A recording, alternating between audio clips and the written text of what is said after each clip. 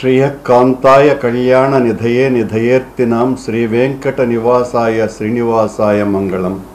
ధర్మాగ్రహాన్ని గుర్తించి ధర్మాసనం దైవం మానస రూపమై సత్యాన్ని సర్వులకు నినదించింది. పదవి ఉందని పెదవి జారితే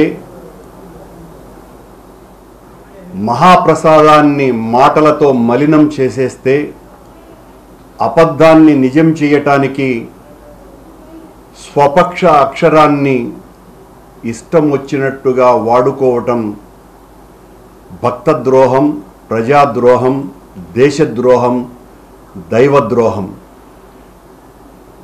మనుషుల్ని మోసం చేయవచ్చు, మానవాతీతుణ్ణి మోసం చేయగలమా? ఆయన మహాప్రసాదానికే మాలిన్యం అంటగడితే భస్మం చేయకుండా సత్యాన్ని సర్వులకు చాటి చెప్పినాడు.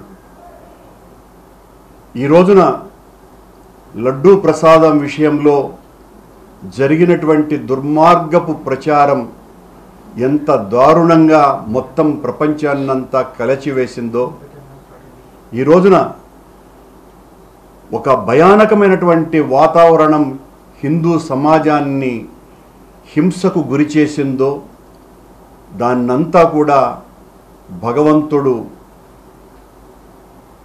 ఆగ్రహించి ధర్మాసనం రూపంలో ఈ రకమైనటువంటి కామెంట్స్ను చేయించినట్టుగా మొత్తం హైందవ జాతి అంతా కూడా భావిస్తోంది. రాజీవ నేత్రుని రాజకీయాలలోకి లాగకండి, విశ్వరూప శక్తిని వివాదాలలోకి తీసుకురాకండి అని ఎంత చెప్పినా కూడా వినకుండా ఈ రోజున ఇంత అన్యాయానికి ఒడిగట్టినటువంటి ప్రభుత్వం, సాక్షాత్తు ఒక ముఖ్యమంత్రిగా ఉండి ఈ రకంగా అనరానటువంటి మాటల్ని మాట్లాడి ఓ నాటు సారాయి తాగినటువంటి వ్యక్తి నడి రోడ్డుల్లో ప్రేలాపనలు చేసే విధంగా సాక్షాత్తు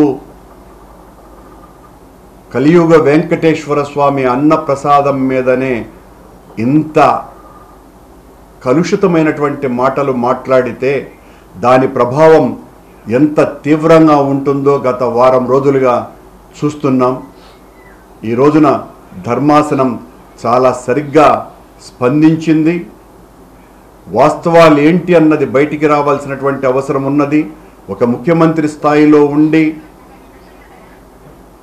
ఈవో చెప్పినటువంటి మాటలకు భిన్నమైనటువంటి మాటలు చెబుతూ పూర్తి వ్యతిరేకంగా మేము మా ప్రభుత్వము లడ్డూ ప్రసాదాలలో నెయ్యికి బదులుగా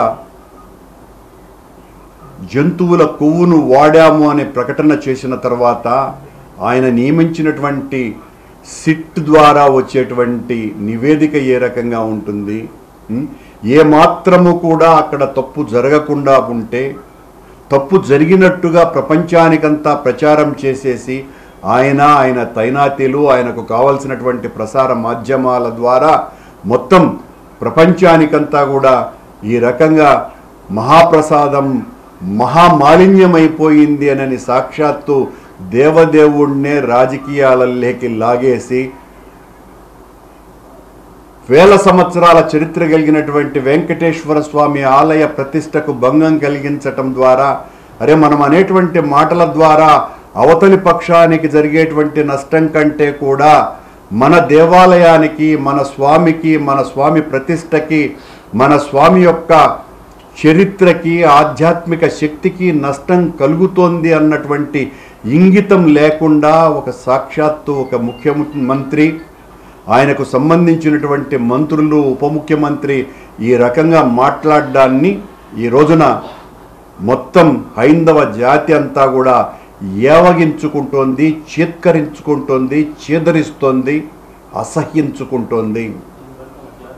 అన్ని వాస్తవాలు బయటికి వస్తాయి అని మా పరిపూర్ణమైనటువంటి విశ్వాసం.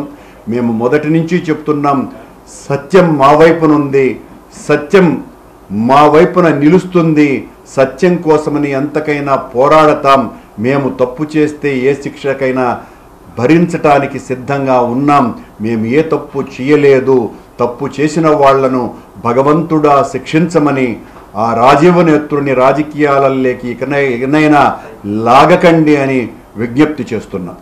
అంటే ఒక రాజ్యాంగబద్ధమైన పదవిలో ఉన్నటువంటి వ్యక్తి ఇలాంటి అనుచిత వ్యాఖ్యలు చేయకూడదంటే ఈరోజు సుప్రీంకోర్టే ఈరోజు మందలించడం దీన్ని ఏ విధంగా చూడాలి? ఆ విషయాన్నే నేను ప్రస్తావించింది. రాజ్యాంగ పదవిలో ఉన్నటువంటి వ్యక్తి తనే ఇంత పచ్చి అబద్ధాలు చెప్పటం అన్నది, ఏ రకమైనటువంటి విచారణ చేయించకుండా, ఆ విచారణ నివేదికలు రాకుండా, ఎఫ్ఐఆర్ నమోదు చేయకుండా, ఆయనే ముందే లడ్డూలో నెయ్యికి బదులుగా జంతువుల కొవ్వు కలిపారు అని ప్రకటించటాన్ని సుప్రీంకోర్టు చాలా తీవ్రంగా ఆక్షేపించటం నిజంగా కూడా దైవమే పలికించినటువంటి ఒక గొప్ప నిర్ణయంగా మేము భావిస్తున్నాం. ఈరోజు సుప్రీంకోర్టు చేసినటువంటి వ్యాఖ్యలు యావత్ దేశవ్యాప్తంగా ఉన్నటువంటి హిందువులంతా కూడా చాలా పెద్ద ఎత్తున స్వాగతిస్తూ ఉన్నారు. మీరు ఏ విధంగా చూడగలరు? నిజం నిగ్గుదేసి నిలుస్తుంది, నిజం ఎప్పటికీ గెలుస్తుంది. తప్పు చేయనటువంటి వాళ్ళు ధైర్యంగా నిలబడతారు.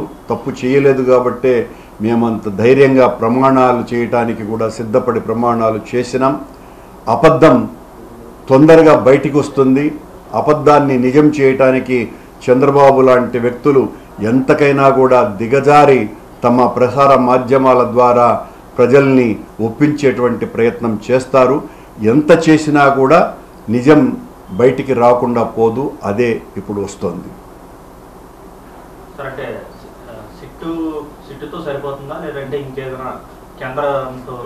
సుప్రీంకోర్టులోకి వెళ్ళిన తర్వాత ఇప్పుడు నేను అలాంటి మాటలు మాట్లాడడం కరెక్ట్ కాదు.